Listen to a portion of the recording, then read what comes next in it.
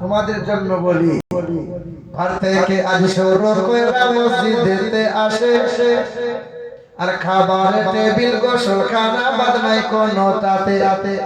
Bathroom যাই তো mobile চালাই, সারা রাত ধরে শুধু মোবাইলে খোঁজা মারছে। বেলা 10টার সময় ঘুম থেকে উঠে জিজ্ঞেস করছে, বাপ বলছে হ্যাঁ রে তোর চোখ লালগুলো কেন? সারা রাত তাহাজ্জুদের নামাজ পড়ছিলাম মোবাইল নিয়ে। ঘর থেকে আজ শুরু কইরা মসজিদেতে আসে, খাবার টেবিল গোসলখানা বাদ নাই কোনোটাতে। কি খাইলো কি পড়িলো এটা তোলে সেলফি, আর ফেসবুকেতে আপলোড দিয়া লাগায় শুধু ভেলকি। আছে না নাই?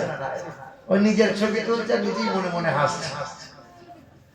মসজিদেতে নামাজে সেলফি ইবাদতে, আর এতে কাপে বসে সেলফি কোরআন তেলাওয়াতে। মায়ের সাথে বোনের সাথে গলা গলি সেলফি আছে, মায়ের সাথে বোনের সাথে গলা গলি সেলফি। আর গার্লফ্রেন্ড থাকলে কথাই তো নাই, না তুললে আর হয় কি? যাকাত সাদকা অনুদান, মানে বলতাম না, যুবকদের বারবার ইচ্ছে আবদার যে একটু বলিয়ে একটু বলিয়ে। যাকাত সাদকা অনুদান যদি কেহ করে, আর 1 কেজি চাল দিয়া বেটা শুধু ছবি তোলে। এই দান করছি, দেখো দেখো। হাফেজ আলেম মুফতি ইমাম বাদ নাই কেহ আর, সবাই সমান। হাফেজ আলেম মুফতি ইমাম বাদ নাই কেহ আর, ডাক্তার মাস্টার উকিল নেতা আর প্রফেসর। হজ উমরা করতে গিয়ে আদব আখলাক ভুলে, আর আল্লাহর ঘরকে সামনে রেখে শুধু ছবি তোলে। হজ করতে গিয়েছে, কাবা শরীফের পাশে দাঁড়িয়ে এরকম করে ছবি তুলেছে, দিয়ে মোবাইলে ছেড়ে দিয়েছে, হজ করলাম কাল থেকে হাজি বলবি। ফেরেশতা বলছে আছিলা করে মাছ ছিলে রেখে দিয়েছে। হায় হায়, তবে এখানকার হাজি সাহেবরা তবুও ভালো, আমাদের এলাকার হাজি সাহেব সব গোলমাল। হ্যাঁ, বড় ভাই 87 মানুষ, আব্বাকে ডাক্তারখানা যাওয়ার নাম করে বড় ভাইয়ের সব সম্পত্তি লিখে নিয়েছে। পরের বছরে হজ করেছে, সস্তা একটা জুব্বা কিনেছে, আর 4 হাতে তসবিহ কিনে নিয়েছে। চায়ের দোকানে এইরকম ঘুমটা কেটে বসে আছে, দেখাচ্ছে এইরকম হাজি সাহেব চায়ের দোকানে এইরকম ঘুমটা কেটে বসে আছে, আর এইরকম চায়ের দোকানে বসে বসে তসবিহ করে সুবহানাল্লাহ সুবহানাল্লাহ। এলাকার লোক ফেরেশতা গো, আর আল্লাহর ফেরেশতা বলে একবার তুই আয়, তোকে উপর করে শোয়াবো, আর তোকে আছিলা করে এইরকম বাঁধ দেবো, তুই একবার আয়। আচ্ছা বলেন তো বাপ, মানুষ যখন মারা যায় কবরের লাশ আগে যায় না বাঁশ যায়? গোলমাল করে যাবি তো ছিলা ছিলা কাঁচা বাঁশ পাবি। কাঁচা বাঁশ যারা পাকা বাঁশ যায়, ঠিক মতো কাজ করে যাস কবরে হবি পাস, আর গোলমাল করে যাবি বাপ কবরে পাবি ঝুড়া ঝুড়া বাঁশ, ছাড়া হবে। বাবাজিরা ভাইরা আমার, ও সোনামণি মা বোনেরা, এ আমার নওজোয়ান তরুণেরা, ও মুসলিম ঘরের ছেলে, বলে ইমাম সাহেব আমাকে একটু কোরআন পড়া শিখিয়ে দেন। বলে ও মুসলিমের ছেলে, বিশ্বাস করে জল ব্যবহার করো, রাতের বেলায় গোসল করে আমার কাছে এসো। ইশার নামাজ হয়ে গেল, সবাই নিরিবিলি নির্জন যখন হয়ে গেল, এই দৌড়ে দৌড়ে নওজোয়ান যুবক গোসল করে ইমাম সাহেবের কাছে হাজির হলো। আলিফ বা তা শুরু করলো। 1 মাস পরে, 2 মাস পরে, 3 মাস যখন কোরআন পড়লো, কোরআন পড়া শিখে নিল, ছেলেটার বিরুদ্ধে নালিশ হয়ে গেল। হিন্দু ঘরে জন্ম নিয়ে ওই ছেলে কোরআন কেন পড়বে, নবীর গুণগান কেন এত করে? ছেলেটাকে এলাকা থেকে বার করে দেয়া হোক। ছেলের বিরুদ্ধে নালিশ হয়ে গেল। এই যে পশ্চিম মেদিনীপুর দাসপুর চন্দ্রকোনা পঞ্চায়েতে বসে গেল, নেতা মেম্বাররা বসে গেল, সবাই এক বাক্যে বলল, এ যুবক, হিন্দু ঘরে জন্ম নিয়ে কেন এত নবী নবী করো? কেন তুমি রাতের বেলায় কোরআন পড়ো? তখন এই অমুসলিম ছেলে বলে, আমি শিক্ষিত, M.Com পাস করেছি, আমি রামায়ণ পড়তে জানি, আমি কলকি পুরাণ গীতা পড়তে জানি, আমার ধর্মগ্রন্থ পড়ে পড়ে দেখলাম বেদের পাতায় নবী মুহাম্মদের গুণগান বারবার করা হয়। বেদে লেখা আছে, দ্বাদশাং সকল পক্ষশ মাধবে মাসি মাধবাম জাতং দত্তাশাতু পুতরাং ভিতর উরস্বর মনুষ্য অষ্টগুণ প্রশান্তি পজন্তি কৌলাং চ তমাস্রতং চ ভগবাসিতা চ দানং যথা শক্তি কৃতজ্ঞতা চ ইন্দ্রজোনা উপশ্রোত নামেন সংসা ভবিষ্যতে। পৃথিবীতে আসবে একজন গুরু, তিনি এক ধর্মের গুরু হবেন না, তিনি হবেন জগৎ গুরু, বিশ্বের মহান নেতা, তিনি হবেন কল্যাণকর্তা, মানব জাতির মুক্তির দূত, হাবিবে কিবরিয়া, যিনি জীবনে কখনো কোনোদিন একদম মিথ্যা কথা বলবেন না, তিনি কখনো আমানতের খেয়ানত করবেন না, তিনি হবেন কালো মানুষদের মুক্তির সূর্য, তিনি হবেন নারীর স্বাধীনতার অগ্রদূত, যিনি জীবনে কখনো কোনোদিন হাত দিয়ে জবান দিয়ে কাউকে আঘাত করবেন না, মানব অথবা দানবের সঙ্গে দুর্ব্যবহার করবেন না, যিনি জীবনে কখনো কোনোদিন বিনা কারণে গাছের ফল ফুল পাতা ছিঁড়বেন না, তিনি হবেন দিন দুনিয়ার বাদশাহ জনাবে মুহাম্মদ রাসূলুল্লাহ। তার বাবার নাম হবে বিষ্ণু যশা।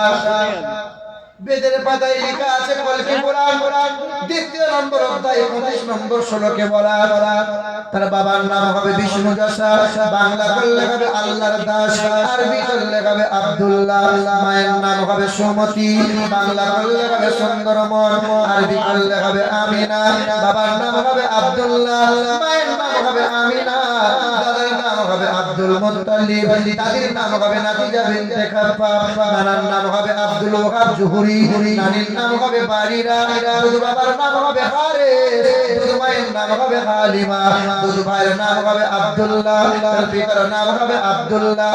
ইন্দ্রজোনা উপশ্রোত নামে নরসংসা ভবিষ্যতে, তার নাম হবে নরসংসা, বাংলায় বললে হবে প্রশংসিত, আরবিতে হবে মুহাম্মাদুর রাসূলুল্লাহ। বলে শুধু বেদ পুরাণে নয়, 3 মাস কোরআন পড়লাম আমি, ওই কোরআন পাকে জানতে পারলাম পারা নম্বর 29, সূরার নাম সূরা কালাম, আয়াত নম্বর 3, পৃষ্ঠা নম্বর 3, লাইন নম্বর 14, আল্লাহ পাক জগতের মানুষকে জানিয়ে দিল। পারা নম্বর 17, সূরার নাম সূরা আম্বিয়া, আয়াত নম্বর 110, পৃষ্ঠা নম্বর 10, লাইন নম্বর 6, শব্দ হলে হাফেজ সাহেবদের জিজ্ঞাসা করতে হয়। আল্লাহর কালাম বলে, আমি আমার নবীকে শুধু একটা জাতির জন্য নয়, একটা দলের জন্য নয়, আমি আমার নবীকে আসমান বলো জমিন বলো সমগ্র জাহানের জন্য রাহমাতুল লিল আলামিন, জগৎ গুরু, কল্যাণকর্তা, মানবতার বন্ধু, সৃষ্টির সূচনা, বিশ্বের সভাপতি জনাবে মুহাম্মদ রাসূলুল্লাহকে বানাইলাম। ওই ছেলে বলবে এলাকাকে বার করবে, এলাকা থেকে বেরিয়ে যাবো, তবে জেনে রেখে দেয় কোরআন যখন পড়েছি, ইসলাম যখন জেনেছি, আজ আমি পড়ে নিলাম কালেমা লা ইলাহা ইল্লাল্লাহ মুহাম্মাদুর রাসূলুল্লাহ। ছেলে আমার কালেমা পড়ে মুসলমান হলো, মাথায় টুপি রাখলো, কোরআনটা বুকে আঁকড়ে ধরলো। যুবক নওজোয়ান তোমাদেরকে বলি, এক হিন্দু ঘরের ছেলে, বাবা হিন্দু, তার বংশ পরম্পরা অমুসলিম হওয়া সনাতন ধর্মের মানুষ, কিন্তু তুমি তো মুসলমান, তোমার দাদু তোমার বাপ মুসলমান, মুসলমান ঘরে জন্ম নিলে, বলো মুসলমানের ছেলে হয়ে তুমি কেন কোরআন পড়তে পারলে না, কেন তোমার নবীকে চিনতে পারলে না? এ মুসলমান যুবকেরা, তোমরা যদি নওজোয়ানরা সচেতন না হও, জাগ্রত না হও, এই ধর্ম এই সমাজের মানুষরা অটোমেটিক সব জায়গায় মার খাবে। আগে জানতে হবে যুবকদের কাদের। আমাদের ছিল এক সোনালী অতীত, নারিয়ে দিতাম সব জালিমের ভিত। আমাদের ছিল এক সোনালী অতীত, নারিয়ে দিতাম সব জালিমের ভিত। আইনে ছিল শুধু ইনসাফেরই, জুলুম রুখে দিতে হতো না দেরি। আমাদের সে অতীত হারিয়ে গেছে, মাজলুম আজ তাই কেঁদে মরে, হারিয়ে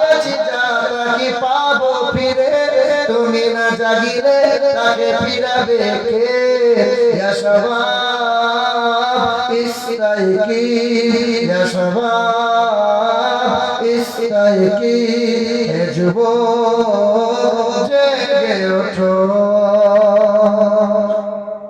তুমি মুসলিম তুমি মুহাবির আতঙ্ক তুমি বাতিলের বাঘের মতো গর্জে ওঠো কোমর ভেঙে দাও জালিমের তুমি মুসলিম তুমি মুহাবির আতঙ্ক তুমি বাতিলের নতুন করে দেখেছে ওরা নীল নকশা ষড়যন্ত্রের দিবা স্বপ্নে বিভোর ওরা বিজয় কামাতে দিনে ওরা জানে না আমাদের ইতিহাস আমরা সৈনিক রাসূলের তুমি মুসলিম তুমি মুহাবির আতঙ্ক তুমি বাতিলের বাঘের মতো গর্জে ওঠো কোমর ভেঙে দাও জালিমের বলো লা ইলাহা ইল্লাল্লাহ লা ইলাহা ইল্লাল্লাহ লা ইলাহা ইল্লাল্লাহ মুহাম্মাদুর রাসূলুল্লাহ দরুদ শরীফ আল্লাহুম্মা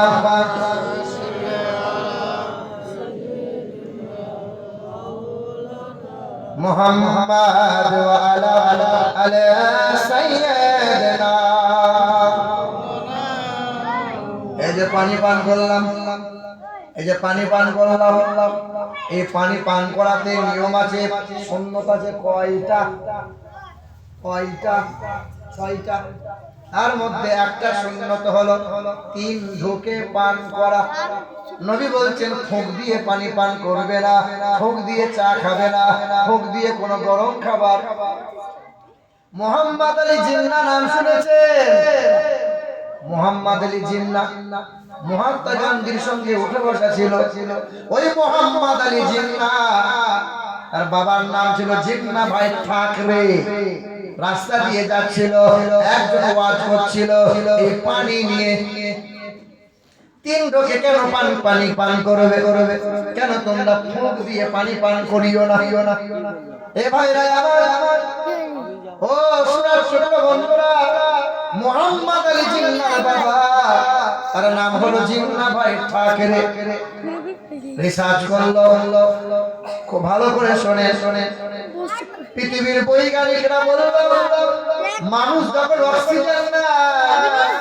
এই অক্সিজেনের বাতাসের মাধ্যমে সাবান মিশ্রিত এই বাবা কথা বলো না শোনা একটু পিছিয়ে যাবে ওই ফাঁকা ওই কথা বললেই কিন্তু উঠিয়ে দেবো আর কথা বলি না অনেক সময় আমরা কি করি জানি মসজিদের ছেলেরা একটু হুড়ি করলে পারে কিছু মুরব্বীদের খুব রাগ হয় এই বার করে দেয় করে কি করে না বার করবেন না এদের কোনো গুনাহ নাই এরা নিষ্পাপ শাসন করবেন চোখ রাঙাবেন বুঝাবেন আদর করে জানাবেন কিন্তু বার করে দেবেন না এদের গুনাহ নাই আপনার সারা জীবন তো গুনাহ করেছেন আল্লাহ রাসূলের সামনে একজন ব্যক্তি এসে বলছেন ইয়া রাসূলুল্লাহ আপনি তো বাচ্চা ছেলে খুব ভালোবাসেন আমার না বাচ্চা ছেলে একদম নিতেই মন হয় না বাচ্চা ছেলে কোলে নিতেই মন হয় না তা আল্লাহ রাসূল বলছে আল্লাহ তোমার দিলে রহম দেয় নাই তো কি করব বলো হ্যাঁ বাচ্চা ছেলেদের ভালোবাসবেন মুসলমান বাবাজিরা ভাইরা আমার পৃথিবীর বৈজ্ঞানিকরা বলল পানি পান করার আগে 3 ঢোকে পানি পান করিও ঢক ঢক করে পানি পান করে নিও না সোনার টুকরো বন্ধুরা মানুষ যখন অক্সিজেন নেয় সাবান মিশ্রিত বাতাস মানুষের দেহে যায় সারাদিন পোশাক পরে আছেন পোশাক ময়লা হয় রক্ত সব সময় চলাচল করে রক্ত ময়লা হয় ওই ময়লা রক্তগুলো ফুসফুসের কাছে এসে হাজির হয় জমা হয় সাবান মিশ্রিত বাতাস যখন দেহের মাঝে যায় ওই ময়লা রক্তগুলোকে বাতাস বানাইয়ে নিঃশ্বাস যখন ত্যাগ করি বাতাসের মাধ্যমে আবার বার হয় যদি কোনো মানুষ মুখ দিয়ে পানি পান করে, নিঃশ্বাসটা ত্যাগ করে, আর যদি খাবারে পরে তা ওই মানুষের 30 রকমের রোগ হওয়ার আশঙ্কা থাকে, হার্টের সমস্যা হওয়ার আশঙ্কা থাকে। ভাইরা আমার, মুহাম্মদ আলী জিন্নার বাবা জিন্নাবাই ঠাকরে ছিল যে সকালবেলায় তুলসী গাছের কাছে প্রণাম করে, সন্ধ্যাবেলায় গোসল করে ইমাম সাহেবের কাছে বলল, কালেমা লা ইলাহা ইল্লাল্লাহ মুহাম্মাদুর রাসূলুল্লাহ। বাবাজিরা, ভাইরা আমার, 1929 সাল ছিল। ওই সময় এক বেঈমান, নাম তার রাজপাল মালহোত্রা, আমার নবীর চরিত্র নিয়ে একটা বই লিখেছিল। বইটার নাম দিয়েছিল রঙ্গিলা রসুল। শুনেছেন? বইয়ের কি নাম বলো? রঙ্গিলা রসুল। ওই বইয়ের ভিতরে লিখেছিল মোহাম্মদ লম্পট, মোহাম্মদ চরিত্রহীন। জোরে বলো, বলো নাউজুবিল্লাহ। আচ্ছা, এইরকম কথা। আচ্ছা বলেন, নবীর জামানার বেঈমান কাফেরেরা আমার নবীকে পাগল বলেছিল, আমার নবীকে জাদুকর বলেছিল, আমার নবীকে কবি বলেছিল, কিন্তু কোন বেঈমান কাফেরেরা আমার নবীর চরিত্র নিয়ে আগুন তুলেছিল। আচ্ছা শোনেন নাই আপনারা যে একজন বুড়ি মহিলা পুঁটুলি বেঁধেছিল, শুনেছে নাকি মোহাম্মদ কালকে গ্রামে আসবে, তাই আজকে বুড়ি মহিলা পুঁটুলি বেঁধে, শোনেন নাই? এই দেখেন, শোনেন নাই? আমারই লেখা যে কবিতাটা শুনিয়ে দিই একবার। মক্কা মরুর তপ্ত পথে চলছিল এক বৃদ্ধা মস্ত বোঝা মাথায় ছিল, কাঁপছিল তার দুই চরণ। দাঁত ভেঙেছে, বয়স ভারী, আর ভেঙেছে মাথার কেশ। ক্লান্ত ছিল বুড়ির শরীর, ধুলাই ধূসর মলিন বেশ।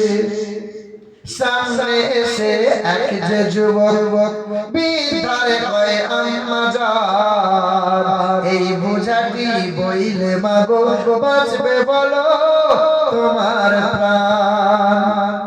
এমন একজন বুড়ি মহিলা, গালের চামড়া জড়ো হয়েছে, চুল সাদা হয়েছে, থরথর করে কাঁপছে, কিন্তু পুঁটুলি মোটামুটি ভালোই বেঁধেছে। তো অজানা অচেনা এক নুরানি চেহারাওয়ালা যুবক বুড়ি মাকে বলে, ও বুড়ি মা, তুমি এত বড় যে পুঁটুলি বেঁধেছো মা, তুমি নিয়ে যেতে পারবে? দাও, আমাকে দাও।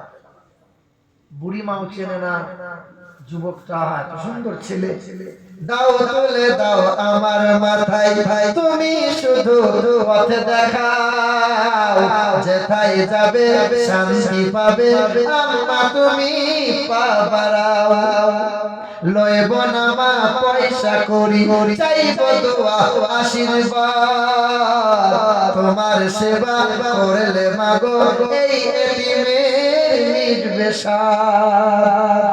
বুড়ির বোঝা মাথায় নিয়ে, বুড়ির বোঝা মাথায় নিয়ে চলল যুবক পথ দূরে। মানব সেবার খুশির হাওয়া বইছে যে তার অন্তরে। তো যুবক মাথায় করে নিয়ে যাচ্ছে। কিছু দূর যাওয়ার পরে যুবকটা জিজ্ঞাসা করছে, বুড়িমা তুমি আসলে যাচ্ছ কোথায়? বৃদ্ধাটিকে শুধাই যুবক, যাচ্ছ কোথায় আম্মা জান?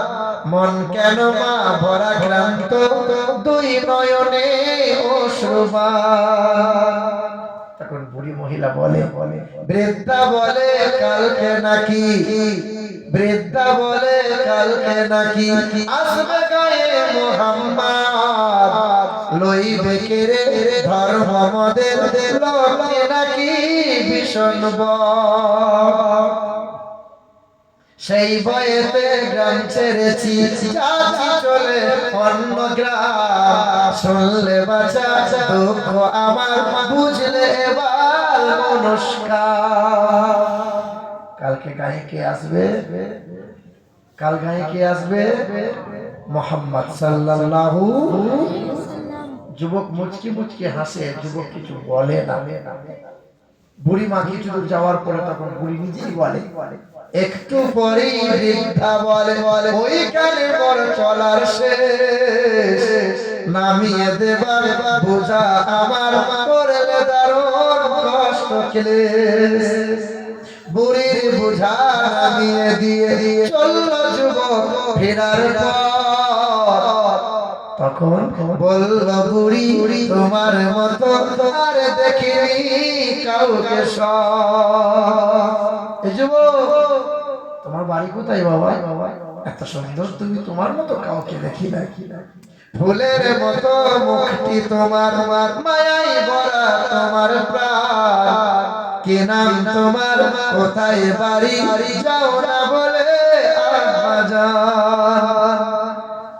যুবক তখন সামনে এসে হাত দুটো জড়ো করে বলে, যুবক বলে করুন দোয়া, যুবক বলে করুন দোয়া, না হয় যেন আমি বল, যার ভয়েতে ভাগছো মাগো, আমি তো সেই মুহাম্মদ। তুমি যার ভয়েতে পালাচ্ছ আমি সেই মুহাম্মদ সাল্লাল্লাহু।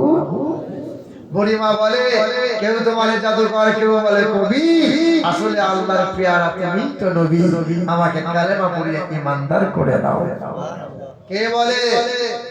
যারা বলছে মুসলমান গুলো 750 বছর রাজত্ব করেছে মুসলমানেরা, হিন্দু গুলোকে ভয় দেখিয়ে তলোয়ারটা গলায় ঠেকিয়ে সব ভয় দেখিয়ে মুসলমান করে নিয়েছে তারা। ভারতের জমিনে যদি কাউকে ভয় দেখিয়ে হিন্দুকে মুসলমান করানো হতো, তাহলে ভারতের জমিনে মন্দিরে মাথায় একটাও খুঁজে পাওয়া যেত না বন্ধ। সোনার ছোট বাবাজির আমার এই ব্যারাকপুরের সরজমিন থেকে, এই আপনার গ্রাম থেকে যদি আপনি বাসে ওঠেন, রাস্তার ধারে আপনি দেখতে পাবেন কত মন্দির দাঁড় করানো আছে।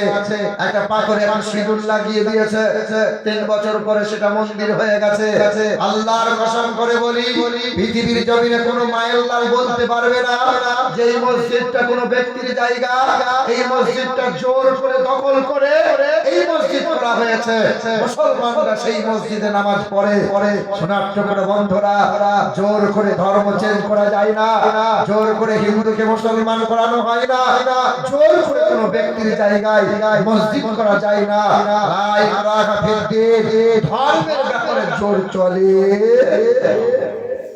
জোর করে কোনো ব্যক্তির জায়গা দখল করে যদি মসজিদ বানানো হয়, তা সেই মসজিদে কি আর নামাজ হবে বাবা? নামাজ হবে? ওরা বললো ওটা রামের মন্দির, বাবরি মসজিদ নয়, শহীদ করে দেওয়া হলো। আদালতে বিচারক বলেছিল এখানে রামের কোনো চিহ্ন পাওয়া যায় না, এখানেই যে রামের জন্ম হয়েছে, কোনো ইতিহাস বলে না। তবু ভারতের জমিনে হিন্দু মুসলমান সম্প্রীতি বজায় রাখার জন্য রাম মন্দির হোক, তবে মুসলমানদের জন্য বাবরি মসজিদ আলাদা করে অমুক জায়গাতে হোক। মুর্শিদাবাদের মাটিতে একটা মসজিদ তৈরি হচ্ছে, বেলডাঙ্গার মাটিতে কি মসজিদ? বলে বাবরি মসজিদ তৈরি হচ্ছে। কিছু মানুষের চুলকানি, টাকা আছে।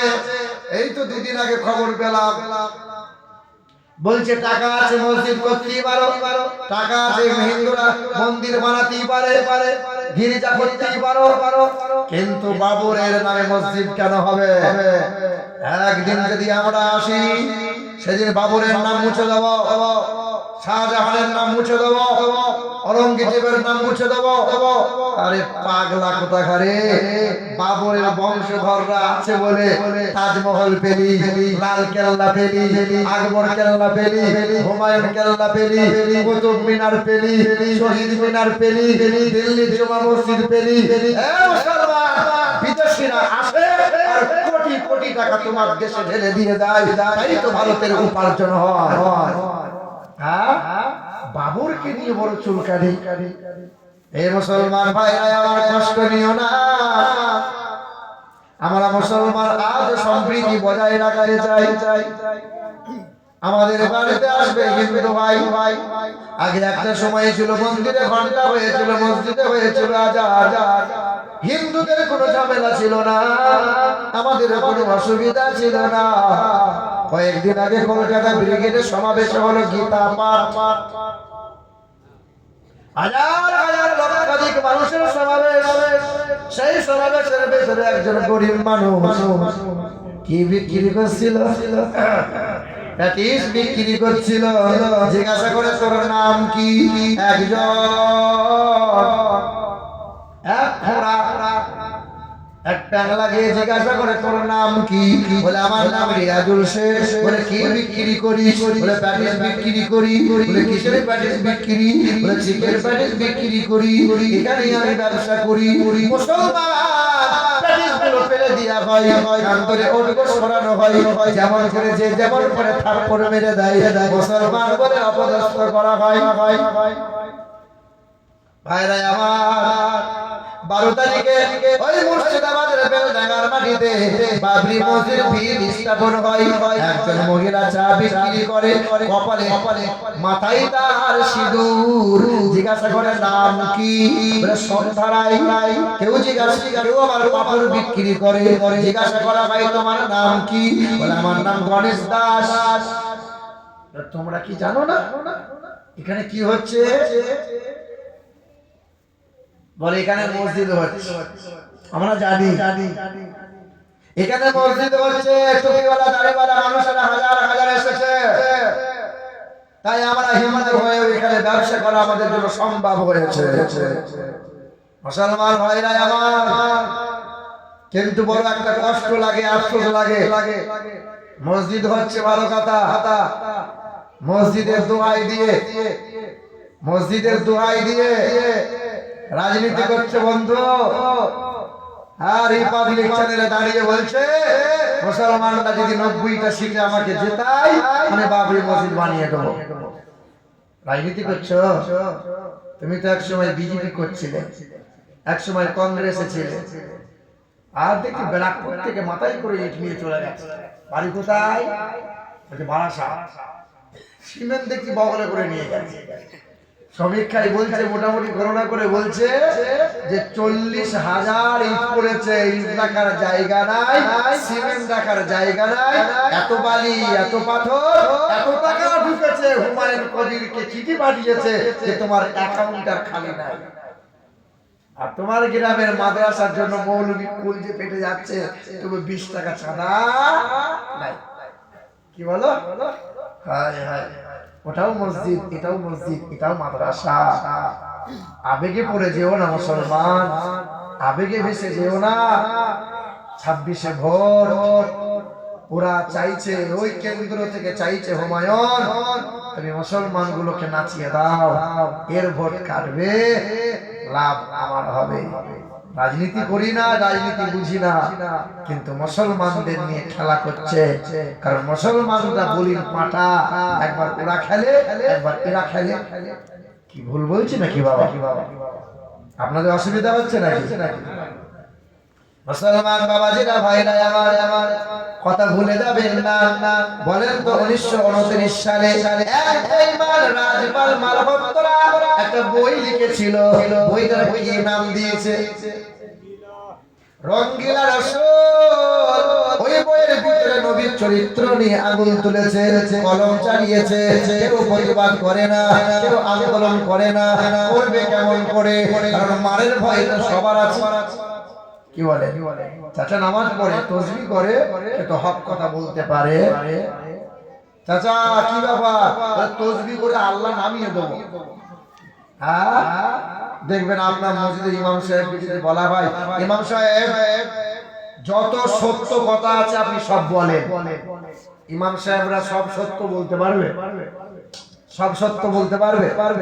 জুম্মার দিনে ইমাম সাহেব যদি দাঁড়িয়ে বলে যারা সুদ খায় তাদের ঘরে আমি ইমাম সাহেব খাবার খাবো না, যারা জুয়ার আসরে বসে তাদের ঘরে আমি খাবার খাবো না, যারা মাঝে মধ্যে বোতলে টান মারে তাদের ঘরে আমি খাবার খাবো না, যার বউগুলো পেট বার করে বন্ধনের লোন আনতে যায় তাদের ঘরে আমি খাবার খাবো না।